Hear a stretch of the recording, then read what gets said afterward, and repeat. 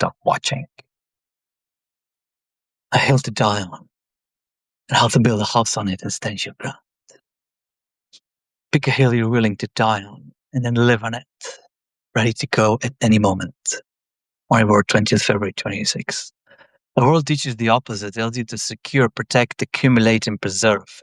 Hold tightly to your life, keep control, avoid risk. But Jesus reveals a different wisdom. The cross is not simply suffering, it's the path of transformation. When we cling to ourselves, we shrink. When we surrender in love, we grow. When we try to control everything, we live in fear. When we entrust ourselves to God, we discover freedom. Father Yeshu Karunandini, Ashtosis of Madure. Sometimes we just have to allow the blessings that are meant for us to come to us, regardless of the consequences, regardless of the risk, regardless of anything really, because these are the end times, and that is more or less clean and clear. And if you've not noticed, you probably just haven't gotten the memo. What this means for you and me and for all us collectively is not for me to expound or explain.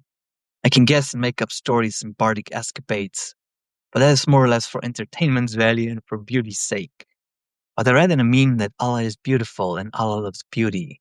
And I'm not a Muslim, nor a Hindu, nor a Christian, nor a Jew. And yet I find beauty and grace and wisdom in all those traditions. And I'm certain all of them hold wisdom, guidance, and beauty, and so much healing we cannot even begin to imagine. And that is so badly needed. And some friends celebrate Ramadan, and some friends start Lent, and some friends look at the stars to see what transit affects them right now. And who are you or me or anyone to judge who's more right or wrong or anything in between? But then a wise woman's giving me a lot of awareness that awareness is something that'll turn to judgment if you don't choose something else. So I think I will keep going and keep choosing and keep living in my 10-second increments. When I choose, I will act come what may. Even if my entrails are churning and my heart is racing and my mind is all over the fucking place, any semblance of stability is eons away. For it is in those moments when our iron is tested, as my teacher said many times. So what's the point of all the scribbling?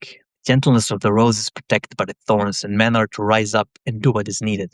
For God willing, those who have no heart and no integrity to be removed from offices of power and be given an opportunity to repent for their misdeeds. Not from a place of self-righteous judgment, from a simple awareness that thou shalt not touch a child.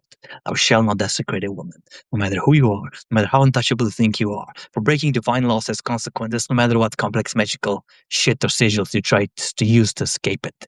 There's no lawyer, no judge who will save a man who has crossed some sacred boundaries, repeatedly, willingly, and arrogantly, and continues to do so. There is poetic justice. There are higher courts of heaven, and there are many things that I don't know much about, but I know they're there. And every man, woman, and child has recourse to them when human systems fail. So how do you stand your ground and do your daily task even as horrors beyond comprehensions are revealed and the world goes for whatever the fuck the world needs to go to before we realize we don't have to do it anymore? I don't know really. I really don't know. But I know there's space for beauty, space for community, a sacred space that you go into, a healing space from what the great Queen of Ireland, Sinead, sang about. She dared to defy the Pope when divine justice was called for it, as the all great women saints and anchorites have done in the past, and women are not here to be meek and gentle anymore.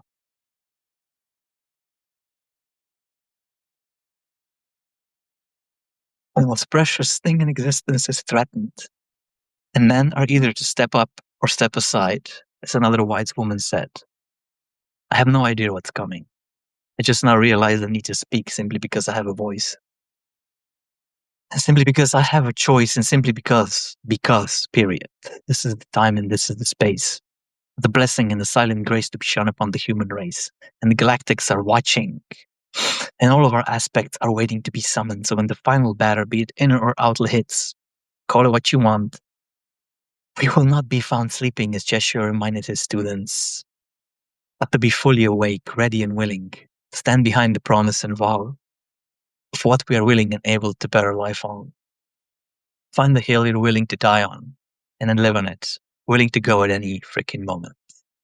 And find those that are willing to stand, praise, sing, dance, rejoice, make love, start bonfires, do what is needed with you. That, my friend, will not have been a wasted life. Love and blessings to all of you. Firestarter, Madman, Bart, whatever I am, Sam. Love you all. Stand your ground. Bye bye.